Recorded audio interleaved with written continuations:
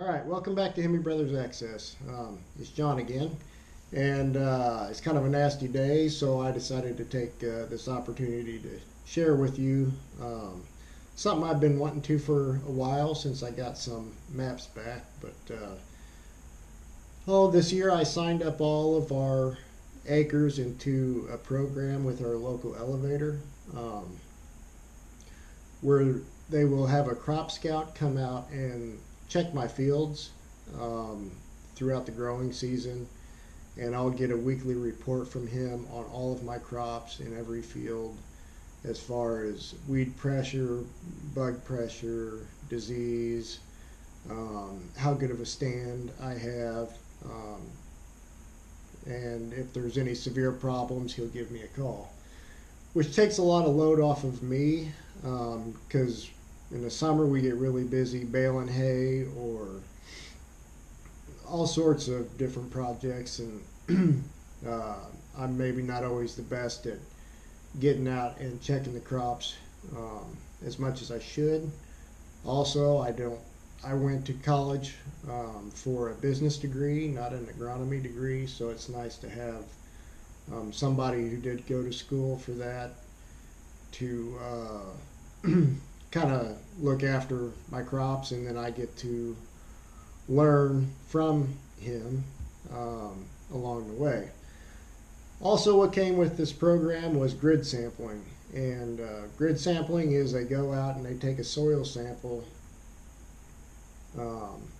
every 2 acres in 2-acre grids, and map out where each sample came from, and then send it off. It gets tested, and then they come out with a map so that you're only putting fertilizer where it needs to be, instead of taking an average and then applying a lump sum amount over the whole field evenly to save on the cost of fertilizer. And a lot of times what will happen, your really good ground will pull more nutrients out of the ground, and then your poor ground will. So your good ground always needs more fertilizer than your poor ground. In a lot of cases, your poor ground may not need any at all because it's never pulled more than what you've put on. But anyways, so yeah, I just got these back. Well, I've had them back for about a month now, but here's these samples. I thought I'd show you 3 different farms and kind of how that works, but I put a sticky note over the name of the farm and all the information there, because I don't think it's quite your business to know everywhere we farm. But this is actually one of my dad's farms here, and here's a 20-acre field and a 7-acre field, and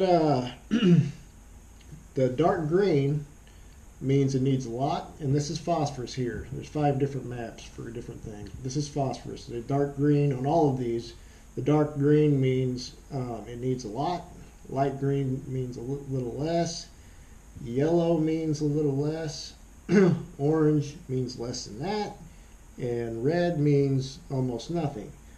So you can see this farm is kind of in poor shape. When Dad bought it, the soil samples came back really bad, and it's a good farm, but it had been mined. They never put enough on. They never put on more than what they pulled off, for sure.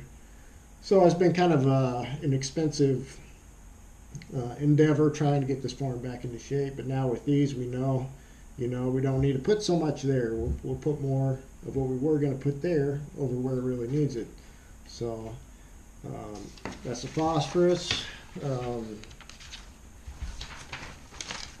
Here is the potassium for your potash, and you can see kind of the same deal, but right here it's saying it needs none. So there's savings there, and in this field it's saying right there it needs none. So there's savings there. So and then we also have lime for your pH, and it's calling for 50 tons of lime, and you can see it doesn't need much lime there. It needs a lot here and there. So really, just the savings and what you'll save in the lime will pay for the entire program, is the way I kind of look at it. But anyways, and right here is actually what it needs. Um, Averaged out to where it needs to go, but your N, your P, and your K, and I broke it down into prices. So it's going to take $124 an acre to get this farm into shape for 2 years worth of crops. It's figured.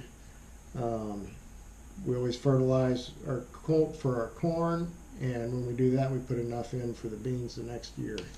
So there's this one. That's one that's in kind of tough shape. Now, here's Mom and Dad's, the dairy, which I didn't block that out because it's kind of public knowledge where the dairy's at anyways. But I have always spread manure real heavy here, so I was really excited about getting these back so that I knew where I needed to go with manure, and to just see the progress I had made. But you can see most of the farm is calling for no phosphorus.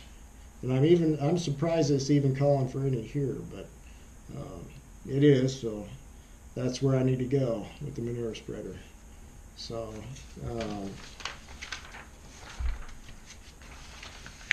the potash, it's calling for more, just because all crops will pull more potash than phosphorus. And I haven't spread real heavy on here for the last few years, so I was curious to know what I was looking at. But you can see it's not calling for a terrible lot of potash. And then the lime is almost, I can show you here. It's not really calling for any lime. I mean, just not much at all. So there's a farm that I have spread heavy on way back in the day, but kind of left off and went on to some others because I was afraid I don't want to run my phosphate levels too high because, you know, I can't really spread on these acres here, and I may not be able to for years. I don't want to get my nutrients out of whack. So this last farm is an actual landlord of mine, and this was in wheat last summer, and he wanted to go with cover crops, and I did some videos about that. But there's another 40-acre field. This is 15 acres here. So I told him that we do the cover crop on the 40 acres, and he could leave me this beans. It was just going to be a cover crop, and I'd spread manure real heavy on it throughout the summer, and that's what I did. And a lot. And as you can see, it's calling for nothing. And if you can see here, this is your N, P, and K is what that's calling for. 0, 0, 0. So that was fun to see. So yeah, here's the phosphate or the potash map. You know, the same thing. So it's not calling for anything. That's a lot of fun to see because that means $0 I have to spend here. And the fun thing about it is probably going to look like this for years. I just put enough on there to where I knew we wouldn't have to deal with it again. And so that's what's kind of fun about seeing this. So I mean, I made a big impact here. Not only all the phosphorus and potash, but all the organic matter I hauled in there, and bacteria that's in the manure. So we're looking to have a nice crop here if it rains on a pretty common field. So anyways, I thought that interested me, and it was a lot of fun for me to see all these maps. There was probably 5 other ones that I just didn't bother showing, but there's kind of 3 different ones there that kind of show how it is. But I hope all this made sense. Have a good day, and we'll talk to you later. Bye.